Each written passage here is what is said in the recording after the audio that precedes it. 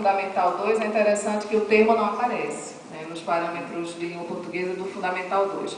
Mas aparece um princípio que é caro ao ensino de língua materna, que é a questão da diversidade de textos e gêneros, né, de modo que a escola possa contemplar essa variedade para que as pessoas possam se inserir com mais autonomia nos eventos de letramento em que esses textos tomam parte, né? Então, a diversidade de textos e, consequentemente, de gêneros é um princípio já consensual, né? No próprio Programa Nacional do Livro Didático, no critério de avaliação, eles têm vários critérios, isso está disponível, inclusive, para quem quiser ter curiosidade de olhar, no guia de livros didáticos que está online.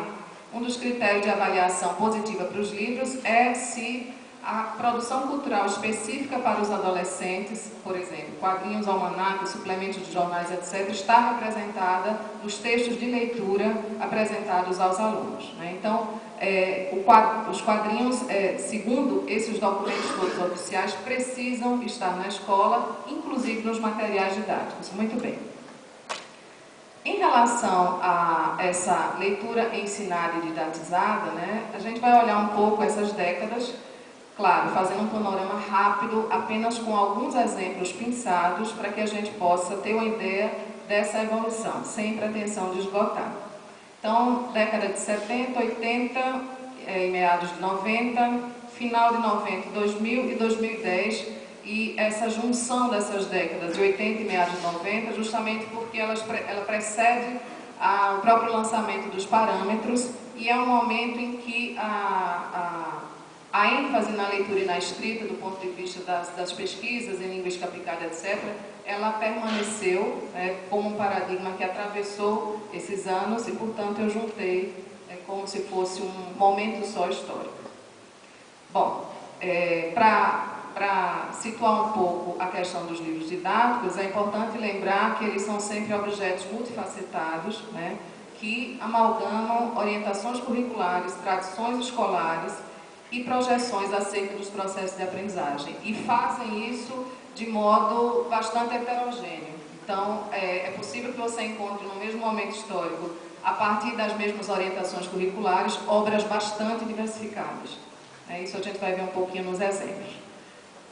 O princípio de que os gêneros, partindo de Bakhtin, são tipos relativamente estáveis de enunciados, né, com conteúdo temático, construção composicional e estilo, a gente vai ver um pouco lá nos livros didáticos mais recentes se e como alguns desses princípios estão contemplados, mas não só a partir das propostas da teoria de Bakhtin, né, mas também pensando em alguns princípios, tal como o letramento como objetivo central da escola, pegando aí letramento hoje, mais recentemente no plural, né, letramentos, ou seja, inserção em práticas sociais com a mediação da escrita como objetivo central da escola para todas as disciplinas, né. Os gêneros como respostas que são historicamente estabilizadas, né, culturalmente situadas para as várias demandas de interação humana. A partir das proposições da Escola de Genebra, que têm sido bastante utilizadas no Brasil como estratégia metodológica de ensino de língua materna, né, a partir das sequências didáticas, pensar os gêneros como mega instrumento que podem mediar, dar forma e viabilizar a materialização de uma atividade de linguagem, né? Então, os gêneros não como formas apenas, não como formas, mas como instrumentos de interação. E esse ensino de gêneros, na realidade, deveria ensinar, no final das contas, capacidades gerais de linguagem, né? Vamos para os LDs analisados. Então, na década de 70, fazendo uma síntese desse momento, né, os estudos da comunicação estavam sendo bastante utilizados pelos próprios estudos de linguagem, né? Havia um momento da expansão da TV como meio de comunicação de massa. A própria disciplina língua portuguesa sofreu essa influência, tendo sido denominada durante um tempo de comunicação e expressão. Alguns de nós, eu lembro de ter estudado comunicação e expressão durante um tempo e depois virou língua portuguesa de novo. E a concepção de linguagem que ainda dominava os estudos linguísticos naquele momento era a concepção de linguagem como instrumento de comunicação. Então havia uma influência desses estudos da comunicação que adentrava os vários âmbitos dos estudos linguísticos e também a questão da escola. Um LD que eu escolhi para analisar tem um título emblemático, né? Show de comunicação em língua nacional. Então você tem essa capa aí, as pessoas, sempre essa coisa do se comunicar, do jovem interagindo e tal, era um pouco um paradigma da época. E o que a gente vê, por exemplo, nesse exemplar específico, são os quadrinhos utilizados como linguagem, né, para apresentar conteúdos da área de comunicação, e não como texto. Quadrinhos criados para isso especificamente, né, num propósito bastante escolar. Já na década de 80 e meados de 90, você tem os quadrinhos utilizados como introdução ao tema da unidade, mas normalmente com associação a algum tipo de texto verbal. Então, ele aparece, mas ele não é o texto principal. Ele é um texto que introduz o tema, que motiva, que faz alguma coisa que não seja o mais importante da unidade de leitura. Ainda nessa década, já aparecem, entretanto, obras em que o texto aparece como texto principal, mas há um foco bastante forte no estudo dos recursos dessa linguagem. Então, onomatopeias, tipo de fontes, etc. E a questão da temática. E ainda, nessa mesma década, é apenas usado como texto complementar ou texto de humor, né? Nas sessões que às vezes tinha nos finais dos capítulos do tipo só para ler, ou para divertir, ou qualquer coisa do gênero. Então você tinha lá quadrinhos, né? Nesse momento tinha um declínio do predomínio da gramática nas aulas de língua portuguesa, uma ênfase na leitura e na produção de textos variados, né? Um apelo à intertextualidade na leitura e uma apropriação bastante heterogênea nos livros didáticos desses princípios gerais. Já na década de 2000, permanecem algumas abordagens do tipo texto complementar, mas também aparece como texto principal, mas ainda não aparecem os quadrinhos como gênero, ou seja, não aparecem os quadrinhos situados socio-historicamente como resultado de certas condições de produção, resultado de certo tipo de interação entre interlocutores, etc. Então, ele aparece também como introdução ao tema da unidade, como motivação, tem até o nomezinho lá no cabeçalho, né? Motivações.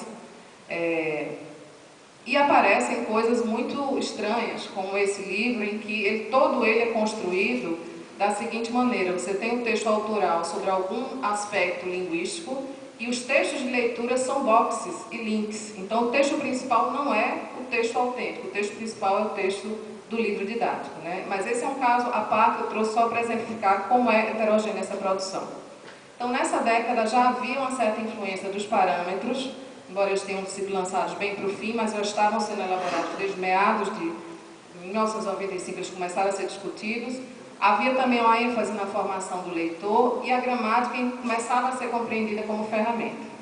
E para a década de 2010 eu escolhi um exemplar, que são os cadernos de apoio à aprendizagem lançados pela Secretaria Municipal de São Paulo, agora em 2010, né?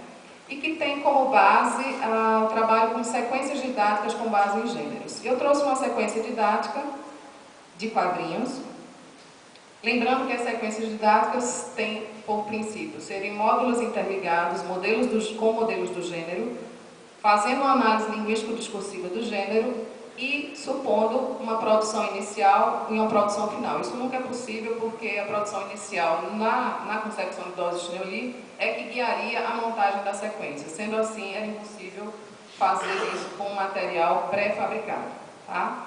Contemplando todos os eixos, os 4 eixos de leitura principais e passando pelas seguintes questões, né? Preparando a unidade, falando-se das etapas de elaboração de uma história em quadrinhos, de entrevistas com profissionais e de alguns recursos, né? Então, eles trabalham mostrando os quadrinhos como narrativas iguais às outras narrativas que a escola traz, o que já é um diferencial, tentando colocá-los mais ou menos em pé de igualdade em relação às demais. Trazem informações históricas sobre o gênero, ou seja, algo das suas origens, né, com alguns boxes explicativos, alguns textos, né, alguns exemplares também como Tico-Tico, etc.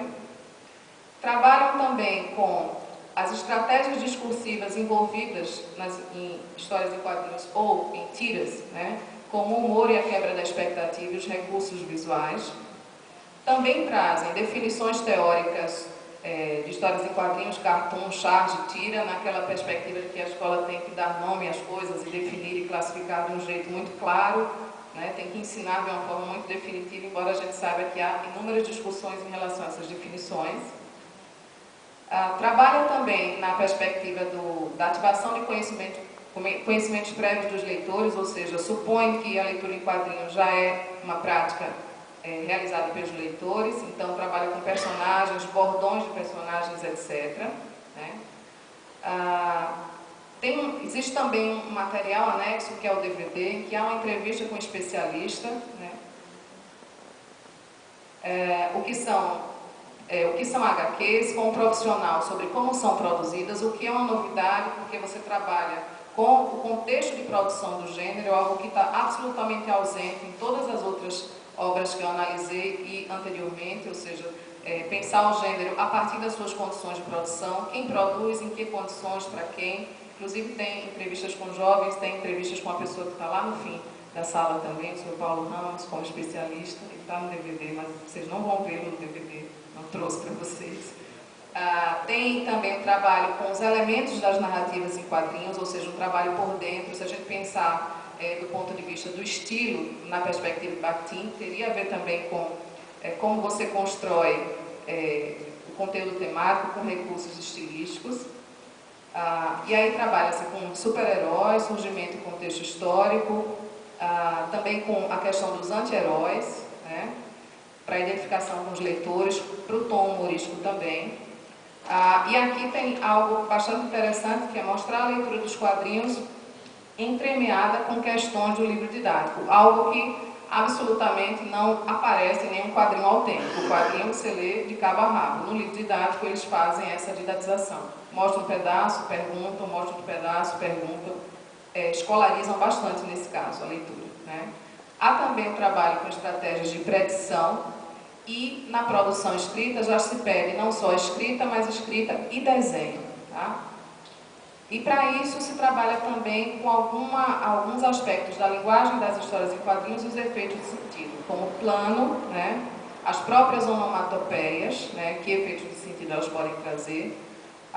Trabalham ainda com a questão do suporte, que é algo importante para a questão da perspectiva do ensino de gêneros, ou seja, os modos de circulação desses gêneros.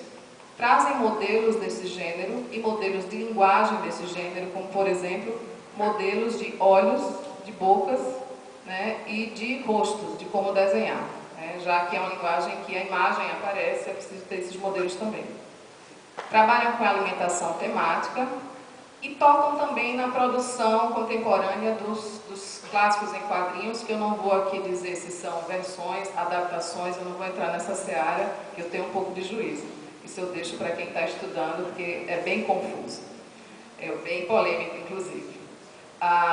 Em relação ao contexto sócio-histórico, trabalham também com as tiras, né, em relação à crítica social, chamam de tirinhas, não precisam queimar o livro por isso, mas eles chamam lá de tirinha, não tem nada a ver com isso. E eu trouxe aqui esse exemplo da tirinha sobre a questão bem contemporânea do uso da internet, né, que eu vou deixando vocês lendo enquanto eu vou falando, né. Então, para finalizar, é preciso lembrar que, apesar dessa abordagem ser muito mais ampla e mais abrangente do que as demais observadas em décadas anteriores, a mera presença de uma abordagem dessa nos livros didáticos, como até já foi apontado anteriormente, não garante que a apropriação de um trabalho efetivo com esse gênero na escola seja realizada.